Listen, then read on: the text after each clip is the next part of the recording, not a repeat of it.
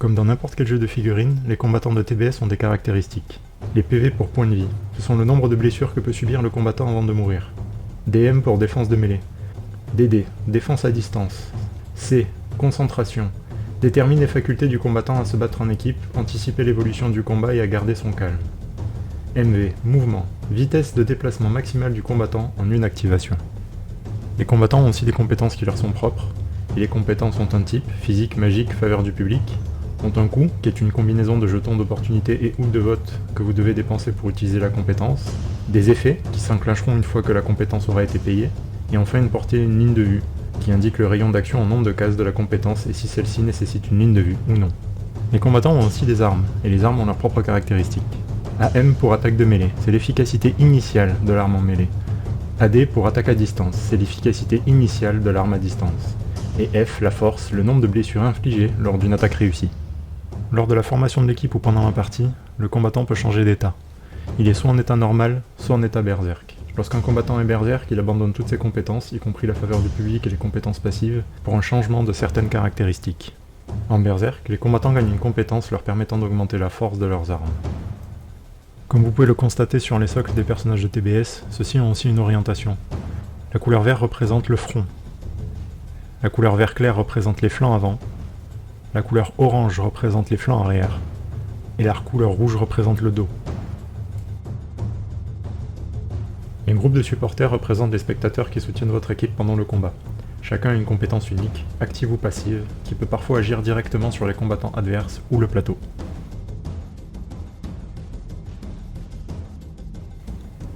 TBS utilise des jetons d'opportunité pour déterminer les initiatives, le succès des attaques portées, les défenses réussies, les compétences utilisées. Chaque joueur possède une réserve d'opportunité symbolisée par des jetons qu'il doit garder secrète tout au long de la partie. Les joueurs commencent avec un nombre de jetons opportunité équivalent à la somme de la concentration de ses combattants, plus 6. Le test d'opportunité est une action qui consiste à ce que les joueurs tirent secrètement un nombre de jetons opportunité de leur choix en les mettant de côté, puis les révélant en simultané, et enfin les défaussant. C'est une action fréquente qui intervient notamment lors de la prise d'initiative ou de l'attaque par exemple.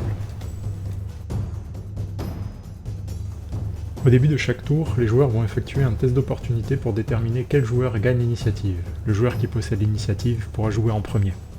C'est le joueur qui révèle le plus de jetons d'opportunité qui gagne l'initiative. En cas d'égalité, c'est le joueur qui n'avait pas la main au tour précédent qui la gagne. Le joueur qui a la main choisit alors un combattant ou un groupe de supporters et l'active. Dans TBS, il existe 3 types de mouvements. Avancer plus pivot, reculer plus pivot et pivoter sur place. Avancer plus pivot consiste à déplacer d'une case le combattant sur son arc avant, puis le pivoter d'un cran vers la gauche ou vers la droite. Cela coûte 1 point de mouvement. Reculer plus pivot consiste à déplacer le combattant sur son arc arrière, et le pivoter d'un cran vers la gauche ou vers la droite. Cela coûte 2 points de mouvement.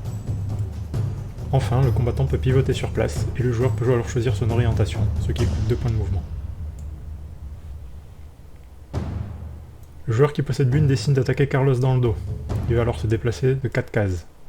1, 2, 3, il peut pivoter d'un cran, et 4, en pivotant d'un cran. Il se retrouve alors dans son dos. Pour effectuer une attaque de mêlée, on regarde l'AM, donc l'attaque de mêlée de l'arme, et la DM, la défense de mêlée du combattant attaqué. On remarque alors que sur ces points, Bugne a 2 d'attaque de mêlée, alors que Carlos a 3 de défense de mêlée. Les joueurs ainsi font un test d'opportunité pour augmenter leur score d'attaque et de défense. Bugne révèle 3 jetons d'opportunité qu'il ajoute à son attaque de mêlée qui est maintenant de 5, et Carlos 2 jetons qu'il ajoute à sa défense de mêlée qui est de 5 également. Pour être un succès, l'attaque doit être supérieure ou égale à la défense. C'est donc un succès, Carlos subit 2 blessures car c'est la force des points de Bugne. Si Bugne était resté sur place, il aurait aussi pu attaquer à distance avec son ancre qui est une arme de jet. Bugne peut aussi évaluer la situation, ce qui permet au joueur propriétaire de gagner un nombre de jetons d'opportunité équivalent à la concentration de Bugne, ici 2. Il n'est possible d'effectuer qu'une seule évaluer la situation dans le tour, il vaut mieux donc la réserver à un combattant qui possède une concentration élevée, par exemple Helmut, qui possède 5 de concentration. Pendant son activation, si un combattant est berserk, il peut alors souffler, ce qui lui permet de retourner à son état normal. Un combattant qui a utilisé moins de la moitié de son mouvement et qui se trouve dans le dos d'un autre combattant peut remplacer son attaque de mêlée par une action exécutée. L'exécution augmente la force de toutes ses armes de 1. L'épée de Furgol passe alors de 2 dégâts à 3. Bugne pourrait aussi utiliser une compétence. Par exemple la compétence flux qui coûte un jeton d'opportunité, dit que si le combattant adverse ciblé est en ligne droite, alors on le déplace sur la case en face de Bugne. Bugne a terminé sa phase de mouvement et sa phase d'action. Son activation prend alors fin.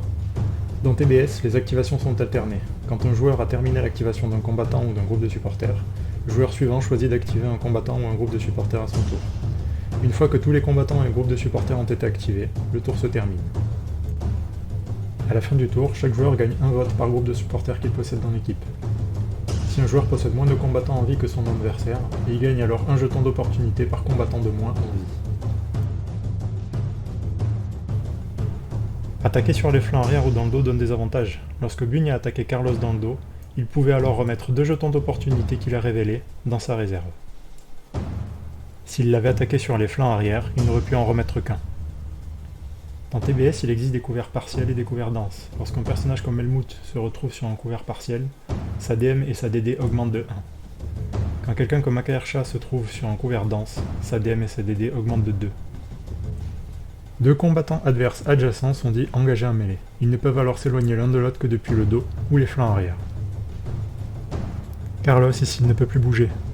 Il se trouve engagé en mêlée avec Akersha dans son flanc avant et engagé avec Bugne dans son flanc avant.